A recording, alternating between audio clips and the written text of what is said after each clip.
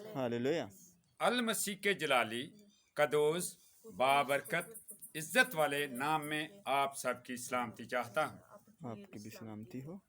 मेरे अजीजों, आइए आज पाक कलाम में से देखिए मुकद्दस यूहन्ना रसूल की मार्फत लिखा गया अंजीली बयान, उसका 15वां बाब पहली आयत मुकद्दसा से लिखा है। अंगूर का हकीकी दरख्त मैं हूँ और मेरा बाप बागबान है। जो डाली मुझ में है और फल नहीं लाती उसे वो काट डालता है, और जो फल लाती है उसे छांटता है ताकि ज्यादा फल लाए। अब तुम इस कलाम के सबब से जो जो मैंने तुमसे किया पाक हो। तुम मुझ में कायम रहो और मैं तुम में। जिस तरह डाली अगर अंगूर के दरख्त में कायम ना रहे तो अपने आप से फल नहीं ला सकती, उसी तरह तुम भी अगर मुझ में कायम ना रहो तो फल नहीं ला सकते। मैं अंगूर का दरख्त हूँ, तुम डालियाँ हो। जो मुझ में कायम रहता है और मैं उसमें, वही बहुत फल लाता है, क्योंकि मुझसे जुदा होकर तुम कुछ नहीं कर सकते।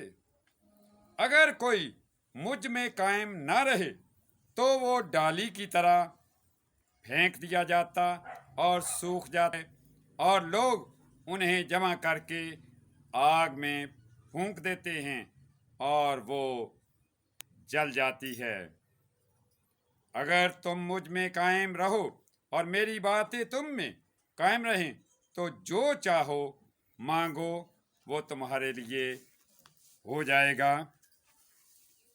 खुदा उनके पाक कलाम के लिए खुदा का शुक्र हो। आमीन। मेरे अजीजों, आज मैं इस वक्त हकीकत में अंगूर के दरख्त के पास ही खड़ा हूँ, और आज जब बेटे अदील के घर में मैं दाखिल हुआ तो आते ही जब मैंने इस अंगूर के दरख्त को देखा तो मेरा दिल खुशी से बाग बाग हो गया, और मैंने पास्टर जॉन फ्लेयर जॉन साहब से बोला कि आज इसी बात पे खुदा का पाक कलाम होगा। आप देख सकते हैं इस अंगूर के दरख्त के साथ कितने प्यारे प्यारे और खूबसूरत फल लगे हुए हैं, और ये फलों से भरा हुआ अंगूर का दरख्त है। और ये देखें, सोचें, गौर करें कि खुदावंद यीशु मसीह ने, हालांकि एक पास ही पेड़ और भी है और ये अनार का है, इसमें भी अनार भी बड़े खूबसूरत लगे हुए हैं, लेकिन खुदावंद यीशु मसीह ने अनार को नहीं कहा कि अनार का हकीकी दरख्त मैं हूं। उसने नहीं क्या कहा आम का हकीकी दरख्त मैं हूं। उसने नहीं कहा कि केले का हकीकी दरख्त मैं हूं, बल्कि क्या कहा, अंगूर का हकीकी दरख्त मैं हूं। तो इसकी कोई खास वजह हो सकती है। जो खुदावन ने सिर्फ अंगूर ही को अपने लिए कहा कि मैं अंगूर का हकीकी दरख्त हूं, तशबीह दी, और तुम मेरी ढालियां। मेरे अजीजों, अंगूर उस मुल्क में बहुत आम था, पहली बात तो ये। और फिर ज़ियाफ़तों में अंगूर के शरबत को एक खास मकाम और हैसियत दी जाती थी। उस तमाम पार्टियों में अगर अंगूर का शीरा वहां पर मौजूद ना होता तो वो जो पार्टी होती थी, वो जो खाना होता था, उसका यानी उसकी रौनक को, पार्टी की रौनक को दोबाला करने के लिए अंगूर का रस जरूर इस्तेमाल किया जाता था, जिसको मैं कहा जाता था। और फिर खुदावंद ने कहा तुम मेरी डालियां हो। जो डाली, अब फर्ज करें मैं ये अंगूर की डाली है जिसके साथ फल भी लगे हुए हैं, और मैं इसको काट दूं यहाँ से और काट के यहाँ पे रख दूं, तो एक तो ये अंगूर लगे हुए पकेंगे नहीं, कच्चे होंगे, पकेंगे नहीं, ये भी सूख जाएंगे और ये भी सूख जाएगी। और मेरी प्यारी बहन, अगर थोड़ी सी लंबी काट दूं तो मेरी प्यारी बहन क्या करेंगी, जब सूख जाएगी तो वो चूल्हा है वहां पे चूल्हे में रख के जला डालेगी और वो राख बन जाएगी, पाँव के तले रौंदी जाएगी। मेरे अजीजों, खुदावन ने कहा कि मैं अंगूर का हकीकी दरख्त हूँ और इस अंगूर के दरख्त की जड़ों से खुराक तने में से होती हुई पत्तों में जाती और पत्ते फिर इसको इस्तेमाल ला के खुराक तैयार करके फिर ये फल में जाती है और ये तैयार होता है फल।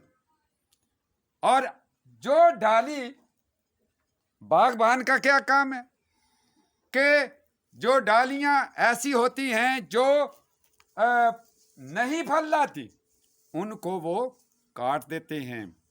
अंगूर की जो दरख्त होता है उसमें से जो डालियां फल नहीं दे रही होती, उनको वो काट देते हैं, काट कर फेंक देते हैं।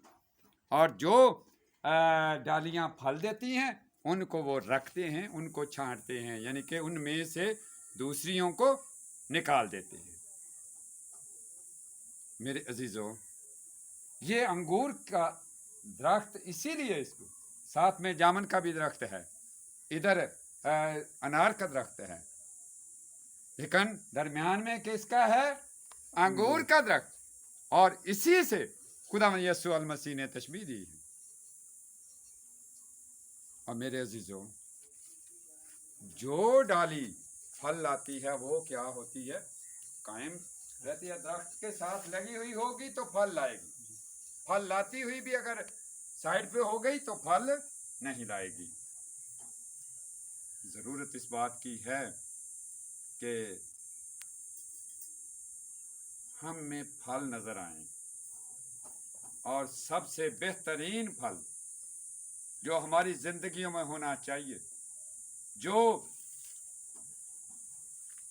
मठास, अंगूर में मठास जो है, और हमारी जिंदगी में कौन सी मठास होनी चाहिए?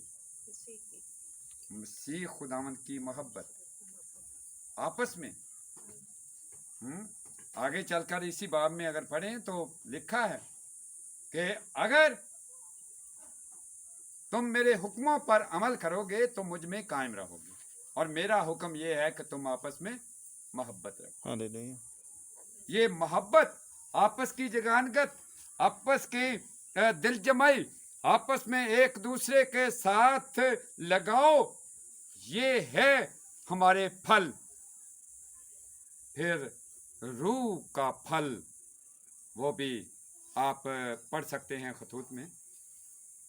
और सबसे बेहतरीन बात यही है कि फल सभी उसमें आ जाते हैं अगर इंसान के दिल में मोहब्बत है, अपनों से भी और गैरों के साथ भी, ऐसों के साथ भी जो आपको तंग करते हैं, सताते हैं, तुम्हारी निस्बत बुरा भला भी कहते हैं, उनके साथ भी मोहब्बत का हमें दर्स मिला है।